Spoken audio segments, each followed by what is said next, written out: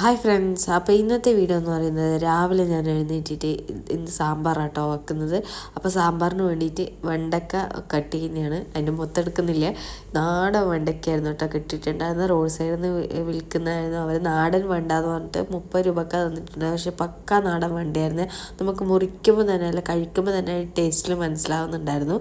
അങ്ങനെ വെണ്ട ഇല്ല പച്ചക്കറികളൊക്കെ വെട്ടി അങ്ങനെ സാമ്പാർ വെക്കാൻ വേണ്ടിയിട്ട് ഞാൻ റെഡിയാക്കാം കേട്ടോ.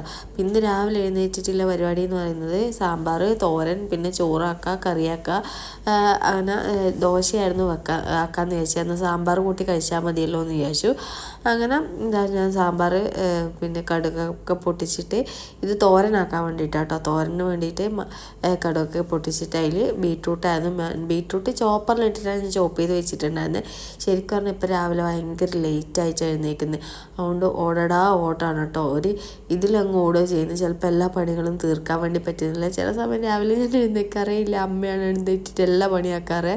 ഞാൻ എന്നിട്ട് ഇന്ന് ബീട്രൂട്ട് തോരനും സാമ്പാറും ഒക്കെ ഞാൻ തന്നെ ആക്കിയിട്ടുണ്ടായിരുന്നത്. പക്ഷേ എനിക്ക് ദോശ ചൂടാൻ സമയം ഉണ്ടായിരുന്നില്ല. അത് ഞാൻ പിന്നെ അമ്മേനെ ഏൽപ്പിച്ചിട്ട് അങ്ങ് പോവാട്ടോ ചെയ്തിട്ടുണ്ടായിരുന്നത്.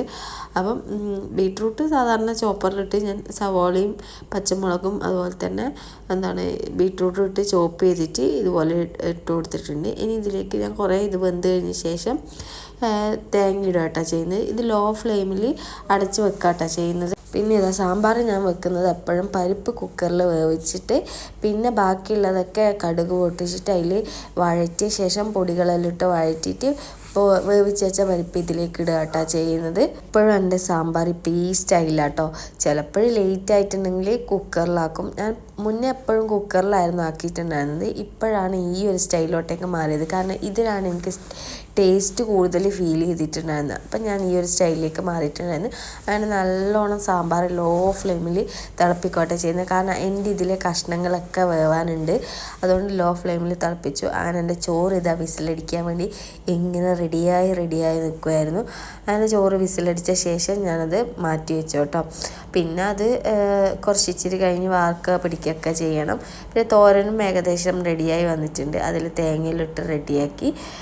അങ്ങനെ ഇത് രണ്ടും റെഡിയായി കഴിഞ്ഞാൽ എൻ്റെ സമയം അതിക്രമിച്ചു. ഇനി നിന്ന് കഴിഞ്ഞാൽ എനിക്ക് പഞ്ച് ചെയ്യാൻ വേണ്ടിയിട്ട് പറ്റില്ല. അതുകൊണ്ട് ഞാൻ എന്ത് ചെയ്തു, നേരെ അമ്മേൻ്റെ അടുത്തേക്ക് അടുക്കള ഹാൻഡ് ഓവർ ചെയ്തു. ഞാൻ പറഞ്ഞ അമ്മ ബാക്കി ഉണ്ടാക്കിക്കോ എന്ന് പറഞ്ഞിട്ട് ഞാൻ നേരെ പിന്നെ എൻ്റെ ബാക്കിയുള്ള കാര്യങ്ങൾ ചെയ്ത് നേരെ എല്ലാം എടുത്തിട്ട് ഓഫീസിലേക്ക് പോയിട്ട് ഇന്ന് ദോശയാണ്. അമ്മ അങ്ങനെ ദോശയൊക്കെ ഉണ്ടാക്കി. അപ്പോൾ ഇന്നത്തെ വീഡിയോ ഇത്രയേ ഉള്ളൂ. Thank you for watching.